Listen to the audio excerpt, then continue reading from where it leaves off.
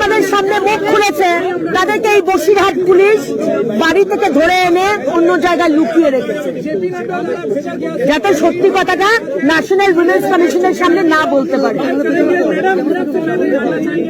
আজকে নন্দীগ্রামে যেমন জনরোষ হয়েছিল, মহিলারা সামনে থেকে লড়াই করেছিল, সন্দেশখালী এবার মমতার পতনে শুরু করলো। অপেক্ষা করি, আমরা যদি সত্যি কথাটা বেরিয়ে আসবে, আজকে আর কি কি ঘটনা সেখানে হয়েছে সেই কথাগুলো বেরিয়ে আসবে। সন্দেশখালীর মা বোনেদের ওপর রাত্রিবেলায় 10টা, 11টা, 12টার সময় টিএমসি পার্টি অফিসে কেন ডাকা হতো? কি করতে ডাকা হতো? আমরা রান্না করতে, না গায়ে হাত বোলাতে, না অন্য কিছু করতে? কি করতে? মুখ্যমন্ত্রী জানতেন না? স্টেট আইবি জানতো না?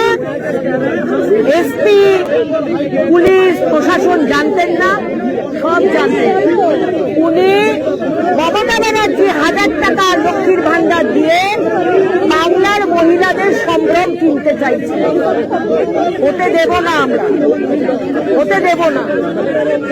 মমতা ব্যানার্জির পতন শুরু হবে এই সন্দেশখালী থেকে।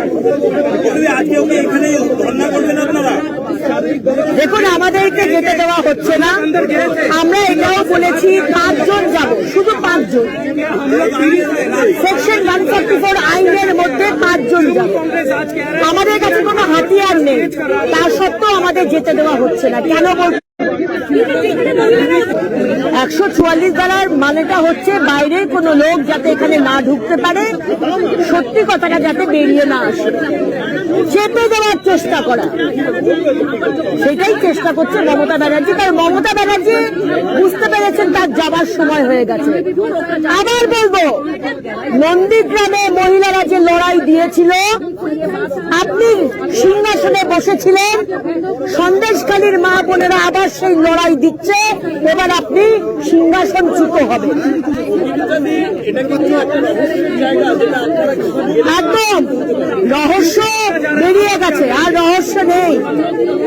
কিন্তু আমরা গেলে ওই মহিলারা, বেশিরভাগ মহিলাদের পুলিশ সরিয়ে দিয়েছে, তাদেরকে দেখে দেখে তাদেরকে সরিয়ে দেওয়া হয়েছে। আর বাকি যদি আমরা গিয়ে আরো অনেক কথা জেনে যাব, সেই কারণে আমাদের আটকানো হয়েছে। নয়তো সেকশন 144 আমরা যদি বলি 5 জন যাব, কেন যেতে দেওয়া হচ্ছে? মমতা ব্যানার্জি 100 বার বলবো, আপনার নেতৃত্বে এই ধর্ষণ হয়েছে, আপনার নেতৃত্বে আপনি সব জানতেন।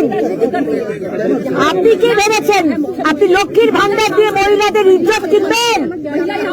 বাংলার প্রতিটি ঘরে আমরা জানাবো আপনার এই এজেন্ডা।